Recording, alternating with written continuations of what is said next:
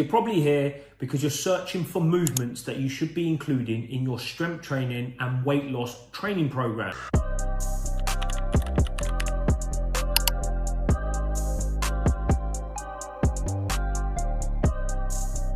Hello, my name's Andy. Now in today's video, I'm going to be sharing with you the 7 exercise movement patterns that you should be including in your strength and weight loss training programs. Before we begin, I'm just going to stop the video there. The main mission of this channel is to help you with your strength and conditioning, but ultimately to help you unlock your athletic potential. I aim to give you all the tools you need to reach that peak performance you're after. So if I could ask you a favor, please smash the like button and hit subscribe. What this will allow you to do is get all the latest information of my content as soon as I post it. But the other thing it's going to do is allow the algorithm to push out my content to other people like you so I can help them too. It'll also provide me with all the data I need to continue making my content better to serve you guys. Back to the video. Now, the first movement pattern that you should be including in your workouts is some form of squat movement. Now, this could be an air squat, a goblet squat, traditional movements on a barbell like a barbell back squat, a front squat. You may even delve into Zercher squats, safety bar squats, overhead squats. You could even include a buck squat. Using a squat within your program will help you build great strength through the lower extremities so that your legs. But the other thing that it's going to do is build good trunk stability and lots of force output so you can transfer this into life. But what it's also going to do is work a hell of a lot of muscle to get you stronger, but also aid your weight loss goals. The second fundamental movement pattern that you should be using is some form of hinge. Now, if you think about picking boxes off the floor, things we've spoken about in previous videos, the hinge is a primal movement pattern that most of us should be doing. So learning to hinge is going to transfer into life as well as enhance your gym exercises and output overall. So when we talk about hinging, we're talking about hip extension. So things like your 45-degree back extensions, your glute ham drives, your Romanian and stiff leg deadlifts, your conventional deadlifts, your sumo deadlifts. We're even talking about things like good mornings or kettlebell swings. Learning to hip extend will help you fundamentally in life. You could even factor in things like a low bar back squat, which bridge the gap between hinging and squatting. So including a hinge in your training program when we're looking at building good strength, good conditioning, and aiding our weight loss goals is primary. So the next movement that is essential in your training program is some form of pressing. Now, I like to divide these into vertical pressing and horizontal pressing. So if you think about that as gym movements, your vertical pressing will be things overhead. Now, this is a fundamental movement pattern, again, putting things above your head, and we find so many people struggle with this movement pattern because of tightnesses and overall lack of overhead reach. So when we look at overhead work in pressing, we look at our military presses with a barbell or dumbbells. We look at our push presses. Now, when we look at our horizontal pressing, we think about things like our bench presses, dumbbells or barbells. Now, when we're working through the spectrum of presses, if you think about a bench on an incline and it working all the way through its spectrum, you should include over the weeks different angles of pressing from horizontal all the way up to vertical. And this will serve you well for things like shoulder health, all-round strength development, and better output for your shoulder health. We also include things like our body weight exercises, so our dips and our push-ups. These are primary exercises that we will be using and learning when we're factoring in our pressing exercises. So the fourth type of movement pattern that you should be factoring into your training programs is some form of pulling movements. Now, similar to your pressing exercises, we actually categorize these also in vertical and horizontal movements. So we might call this pull downs and rows. For example, chin-ups is an exercise that you would be doing vertically, your lat pull downs and all the different grips that you could be doing with your pull down mechanisms. You also will have your horizontal, your rowing. So you're going to have things like your seated cable rows, your chest supported rows, your incline dumbbell chest supported rows, your single arm rows if you're looking unilaterally. But we put these into these two categories, but again, you should be thinking about factoring in some sort of pulling mechanism into your strength and weight loss programs.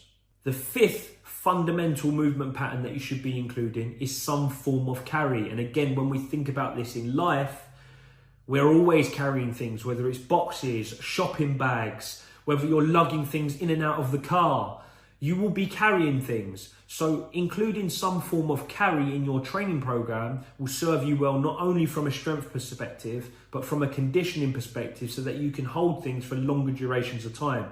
And guess what? It will help you with your weight loss because it's quite metabolic. It's quite taxing. So things like your farmer carries, you can either do these with the farmer carry implements, but if your gym doesn't have these, you can also hold a heavy set of dumbbells or even the trap bar. You can load that up and walk it.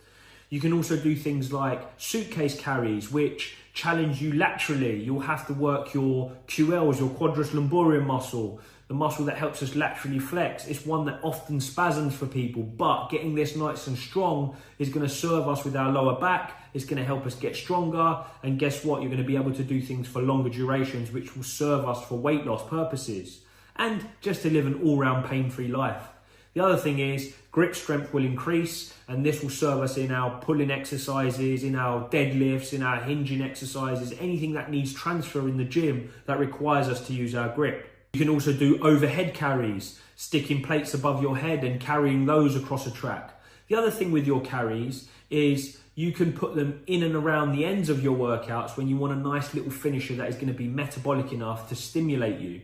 So when you're fed up of counting reps and sets, you can stick a timer on and pick a distance and get your head down and just work for a duration of time to get those heart rate variables, those heart rate conditioning energy systems nice and primed, and your health markers will increase as a consequence of that, alongside your fitness levels. The sixth fundamental movement pattern that should be included within a well-rounded structured training program is core exercises, but not any old crunches and core exercises. We're looking at things like planks. We're looking at things like Copenhagen's, things that you have to hold to bring nice stability through the body and increase your strength. This will have good transfer into when you have to brace, for example, when you're squatting and you're hinging. We'll also use things like rollouts. This has great eccentric strength when the midline of the body is stretched out, and you have to have good strength through the center of mass. How many times in life do we pick things up in awkward positions and we need a good strong trunk to look after us?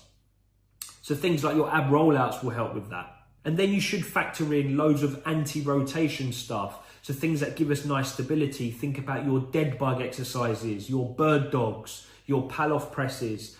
These anti-rotation exercises give us tremendous amount of stability. And when you think about pairing that with things like your carries and your hinges and your squats, you're going to be conditioned as a well-rounded individual to deal with a lot of the stresses and factors in life, but also to increase your athleticism within the gym so that you can do more and do more at higher intensities, so that can translate into your body composition and weight loss goals. Now, lastly, what you should also be included when we're thinking about movement patterns and selection of movement patterns within the gym is unilateral exercises. So if we think about the spectrum of everything we've spoken about, if we think about squatting, hinging, pressing, pulling, core exercises, carries, if we think about that and we factor in unilaterals, what we're going to get is a great amount of strength from left to right. It's quite common to see people have deficits from left to right. We're all dominant on one side. Hey, I'm dominant on my right. And so using unilateral exercises, although it might not actually change neurologically from your brain standpoint, it will offset the spectrum and the deficit of strength getting wider and wider. So including unilateral exercises into your program will serve you well. So think of things like your split squats, your lunges, your step ups, your single arm dumbbell rows and single arm dumbbell presses. Think about exercises like your suitcase carries that we've spoken about. These exercises will serve us well to bulletproof ourselves and make ourselves stronger all round. Another personal favorite of mine is using implements like prowlers and sleds. Because there's a locomotive factor to it, you will be using left and right simultaneously in a cyclical fashion, meaning it's unilateral. Because it's cyclical, there is a conditioning element to it. There's not so much skill requirement there, so you can lock it and load it and work, build good conditioning, build good strength, build robust joints and muscles around them, and again, aid your weight loss goal. So think about factoring those things in when we think about unilateral exercises. Now, there are 2 bonus movement patterns that I like to stick in, particularly true once we start advancing through our training programs and we get fitter, stronger, and more able.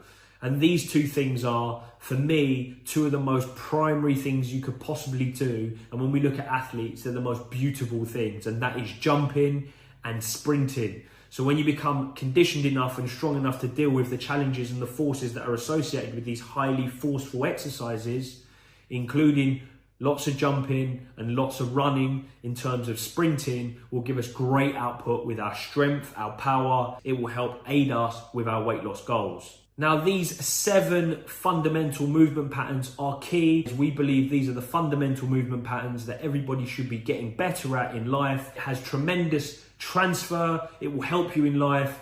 And we always find when people do things more efficiently and get stronger, they want to train, they want to do more. And as a sub of that, they move more in life, they lose more weight, they love training, and they feel a lot better about themselves. Now, sprinkled in with that, if you can actually work the energy systems associated with the body, you know, your aerobic system, your anaerobic system, your high-end CP system, creatine, phosphate, and power, if you can work through those whilst implementing these movement patterns, you will indefinitely get stronger, fitter, and more able. So remember, if you're liking these videos, please like, share, subscribe, but most importantly, leave us a comment. Now remember, if you want to work with us, there is a link in the description. Please click that link, enter your details, and someone from our team will be in contact to book you in for a discovery call so we can see how we can help you and get you working with us.